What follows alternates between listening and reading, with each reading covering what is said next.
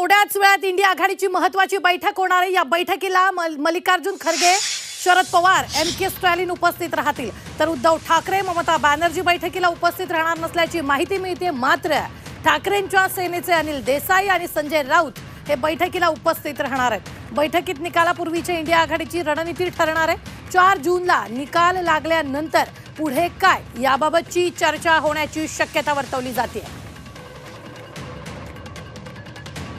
या संदर्भात ताजे अपडेट देत आहेत आपले प्रतिनिधी रामराजे शिंदे। रामराजे, नेमकं काय?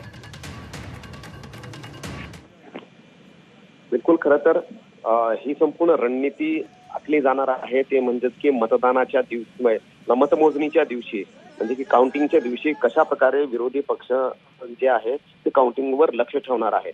आणि त्यामध्ये जे मतमोजणी होईल त्यामध्ये पोलिंग अधिकाऱ्याच्या हातामध्ये जे संपूर्ण अमृत नोनी गॅस्ट्रिन, अपचन, ऍसिडिटी, गॅस्ट्रबल ह्यापैकी तुम्हाला कुठलाही गॅस्ट्रिक प्रॉब्लेम झाला, उपाय एकच, अमृत नोनी गॅस्ट्रिन। आकडेवारी येते ती संपूर्ण आकडेवारी घेणं हे क्रमप्राप्त असणार आहे, हा मेसेज दिला जाईल।